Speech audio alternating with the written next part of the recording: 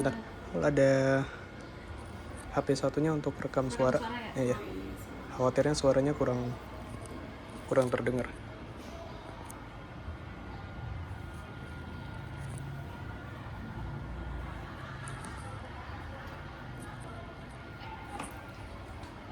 Sama juga. Bagaimana kurikulum sekolah ini? Belum mulai. Iya. 1, 2, 3. Kurikulum sekolahnya apa ada fokus khusus pada mata pelajaran tertentu?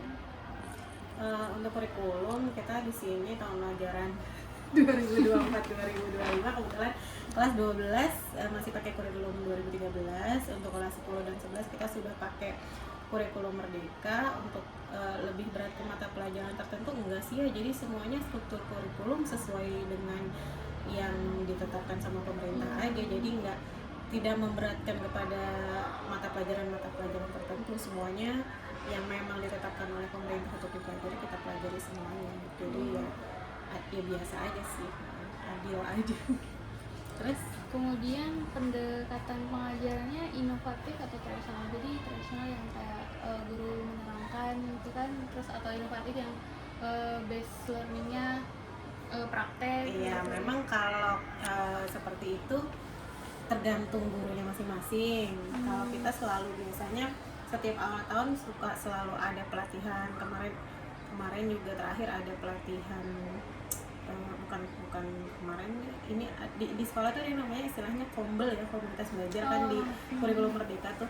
Nah di setiap kombel biasanya kalau guru-guru yang punya inovasi mengajar itu disampaikan di awal-awal kemarin ya. Jadi ada juga beberapa yang udah menyampaikan apa ya, inovasi-inovasi pembelajaran yang pakai aplikasi AI misalnya, atau bikin ice breaking yang menarik, yang kayak gitu-gitu selalu ditampilkan. Tapi kalau udah di kelas ya kembali lagi ke gurunya masing-masing, jadi nggak bisa memaksakan karena memang nggak semua materi juga bisa kita bikin inovatif. Ada kadang materi-materi yang ya emang anak-anak kayaknya lebih paham ya udah konvensional aja gitu. Termasuk kalau pelajaran saya sih, karena kebetulan saya ngajar matematika, kayaknya ya udah anak-anak tuh pahamnya harus dijelasin dulu gitu. Tapi tidak menutup kemungkinan di materi tertentu ya kita pakai yang yang inovatif, gimana caranya mereka supaya menemukan atau membuktikan rumus-rumus tertentu. Jadi intinya sih kalau sekolah selalu mengarahkan supaya pembelajarannya menarik, inovatif. Tetapi kalau sudah kembali ke kelas ya kembali lagi ke tergantung gurunya dan materi yang diajarkannya, seperti itu. Kemudian untuk mendukung siswa yang berprestasi sama yang membutuhkan perhatian khusus, kan ada tuh yang kadang bandel. Kalau yang bermasalah kita setiap semester tuh ada namanya rapat evaluasi tengah semester ya. Biasanya di situ nanti dibahas, sebelum itu kita kumpul dulu wali kelas menyampaikan permasalahan peserta didik, bukan cuma akademik ya, karena banyak gitu permasalahan, bukan masalah belajar aja, masalah yang lain-lain pasti disampaikan, ditindaklanjuti, dicari solusinya gitu. Jadi setiap tengah semester, nanti akhir semester ada juga evaluasinya. Memang lebih banyak untuk yang bermasalah sih ya, tapi kalau untuk yang berprestasi biasanya kita hanya pantau dalam bentuk nilai aja sih. Jadi untuk masuk jalur PTN, jalur SNBP yang lewat nilai rapot kan harus dipantau ya, nilai rapotnya lebih ke arah situ sih, memantau nilai rapotnya aja. Sama paling kalau misalnya ada anak-anak yang mereka pengen ikut lomba atau nyari-nyari ini sendiri, kita mendukung aja gitu. Jadi kalau misalnya ada anak, Bu kita mau, ya udah silakan boleh gitu, kita butuh ini nih ya. Jadi lebih kepada mendukung baik fasilitas ya, kalau ada anak yang nanya kita kasih tahu gitu sih, kita kasih tahu. Kemudian apa ada ekstrakurikuler yang terintegrasi dengan kurikulum? Kan kalau ekstrakurikuler tuh memang masuk kurikulum ya. Pembelajaran tuh kan ada intra, ada ekstra, ada kokurikuler. Kalau kokurikuler kan sekarang P5 ya namanya ya. Nah kalau P5 itu di kurikulum merdeka ya. Kalau yang kurikulum 2013 kan nggak ada P5, 10, 11. kalau P5 masuk ke dalam pembelajaran. Tetapi kalau kurikuler itu masuk ke kurikulum tapi di luar pembelajaran. Jadi dia masuknya hanya nanti di akhirnya ada nilai di raport. Nilai Cuman di luar. pembelajarannya misalnya ngapain aja di ekskul itu nggak dijabarkan di kurikulum. Jadi itu udah ke pembinanya masing-masing aja. Kemudian latar belakang sama kualifikasi guru untuk mendaftar ke sini itu kira-kira dilihat dari apa? Iya, kalau latar belakangnya harus minimal S1 Oh iya, satu. kependidikan diusahakan. Tapi kalau kita kebetulan ada guru yang bukan dari kependidikan, itu guru informatika. Karena kan baru ya kurikulum Merdeka tuh baru ada ngajaran informatika. Sedangkan kan jurusan pendidikan informatika jarang gitu, nggak ada pendidikan apa TIK tapi itu jarang, nggak ada. Makanya kita di sini kemarin terakhir ada satu yang latar belakangnya bukan ke pendidikan, ya hanya satu-satunya guru informatika sih. Yang lain itu semuanya minimal S1 kependidikan. Kalau S2 ada yang beberapa. Kalau proses pelatihan sama pengembangan profesional bagi guru gitu, jadi mungkin di tiap periode tertentu Iya. diasah. Kita ada 1 tahun sekali. Itu namanya in-house training, biasa di sekolah sebelum mulai awal tahun ajaran baru selalu ada sih. Itu yang dari sekolah. Sedangkan kalau guru-guru biasanya dari MGMP-nya masing-masing juga suka ada. Nah kalau itu tergantung MGMP-nya, kadang ada yang 1 semester sekali, ada yang 1 tahun sekali juga, tergantung mata pelajarannya. Sedangkan kalau untuk di SMA 3-nya dan dari sekolah itu hanya 1 tahun sekali. Ya sama yang itu tadi, yang kombel-kombel itu seminggu sekali kita. Tapi kadang-kadang kalau misalnya ada yang berhalangan nggak dulu gitu. Tapi kalau kombel sistemnya ini siapa yang mau ngisi, berbagi. Ya itu tadi, misalnya dia bisa cara ngajarnya pakai kayak kemarin ada yang bikin lagu untuk belajar gitu, biar untuk ice breaking sih ya. Terus disampaikan cara-caranya kayak gitu. Kemudian fasilitas yang mendukung seperti laboratorium, perpustakaan atau lab komputer gitu. Kita ada lab biologi itu masih gabung sama kimia, lab fisika ada sendiri, lab komputer ada. Ya semuanya punya, walaupun mungkin penggunaannya belum terlalu maksimal, tetapi udah ada semua sih. Jadi kalau praktikum ada tempat. Kemudian untuk kondisi ruang kelasnya apa ada cukup atau harus bagi-bagi sesi gitu? Kan ada beberapa sekolah yang suka bagi sesi pagi sama sore. Nah, udah cukup di sini alhamdulillah ada 29. Jadi kelas 10-nya ada 10 kelas 11-nya 10, kelas 12-nya 9. Udah cukup semuanya, komposnya terpenuhi. Kemudian untuk mendukung emosional dan sosial terhadap siswa, apa ada program bimbingan konseling? Kalau bimbingan konseling setiap kelas, setiap angkatan ya, setiap jenjang itu kan memang ada mata pelajaran BK dan ada jam mata pelajarannya. Yang pasti kalau itu masuknya ke program guru BK ada program untuk konseling ya, jadi satu-satu dipanggil, biasanya satu-satu per anak secara berganti-gantian. Itu kalau dari BK. Tetapi kita juga punya program di sekolah yang maksudnya yang terkait dengan spiritual lah ya. Kita setiap Selasa, Rabu, Kamis itu sebelum mulai belajar kita tadarus dulu. Terus kalau hari Jumat di pekan pertama itu kita ada kultum, kumpul semuanya di lapangan. Kalau yang muslim di luar kita ada guru. Di sekolah ini kan ada guru agama Kristennya, jadi yang non muslim sendiri ada. Jadi bareng yang muslimnya kultum di lapangan, mereka ibadah juga sih. Itu kalau itu program yang dari sekolah gitu. Kalau yang terkait dengan konselingnya itu programnya masuknya ke program guru BK.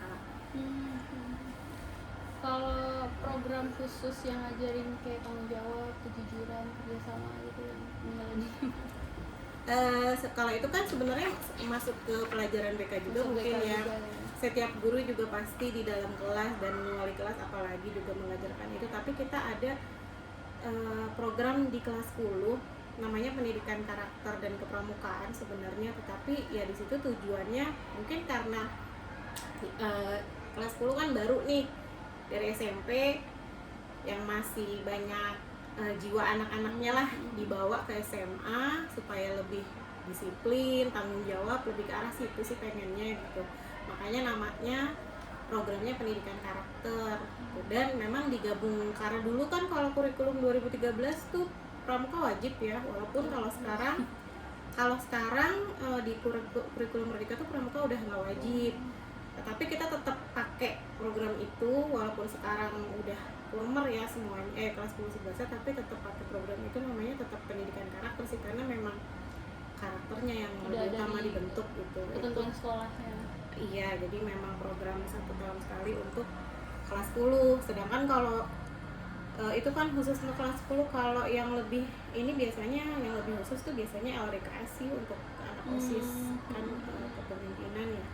Tapi khusus untuk anak OSIS tuh. Kalau yang secara keseluruhan 10, 11, 12 nggak ada ya, paling itu mah dibina ini aja masing-masing, kayak misalnya di lapangan pembina upacara itu wakasek kesiswaan tiap habis upacara kan ya, kalau misalnya ada kasus pembulian sampaikan atau enggak nanti rambutnya udah pada ini ya dia rambut gitu. Jadi